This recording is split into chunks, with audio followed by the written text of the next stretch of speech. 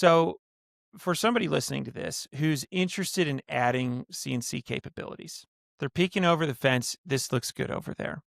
What should they invest in first? Is it the equipment? Is it the software, the skill development? What would you recommend somebody does? So those are all important things. I think the most important thing to start with, as we touched on earlier, is to have a plan, something you want to make. Because without something to guide your learning, you can very easily get lost in everything that's out there. It's easy to pick equipment. You can shop with a spreadsheet if you like. I do that for cars and stuff like that. There's a couple different software options out there. And then developing your skills is something that'll just happen over time. No one starts out an expert. And after you have just enough of a foundation of knowledge, when you have, like, let's say there's a thing you want to make, let's say it's, I don't know, a cutting board or something, you learn some basic skills and then you start building on them. And I think everything will fall into place. It's easier when you have something to grasp at.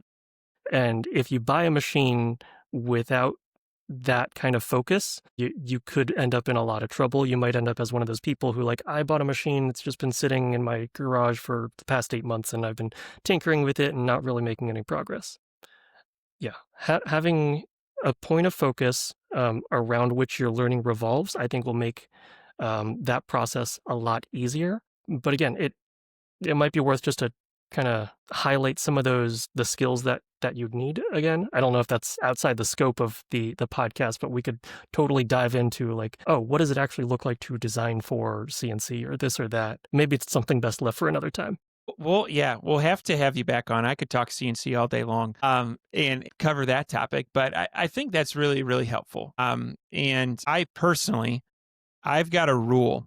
This is a personal rule. If I watch YouTube on how to do something, like, what's the best CNC machine? If I invest 15 hours, I have to execute. Like, I'm not going to sit on the sidelines for more than 15 hours and watch other people else do it. And so for me, it was education. It was checking out your channels, checking out some other channels, figuring out what was a good fit. But I think waiting to purchase a CNC machine until the discomfort leaves, you'll never buy one.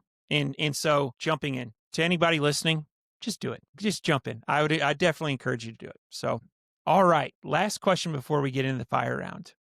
You've built a strong online brand around education, design, and craftsmanship.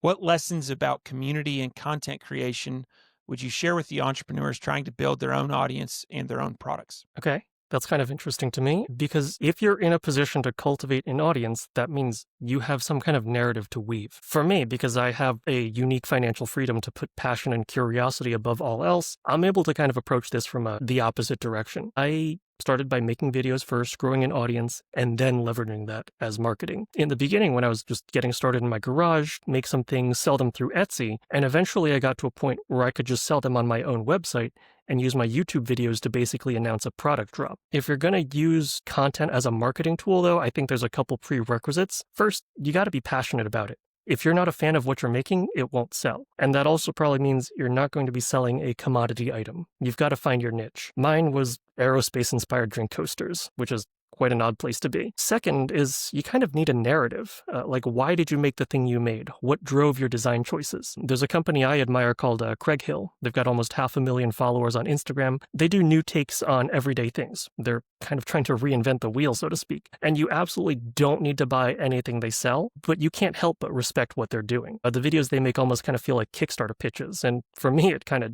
works. I haven't bought anything, but I really like their stuff. So if content's going to be a big part of your strategy, make sure you find a niche that you can create a good story within.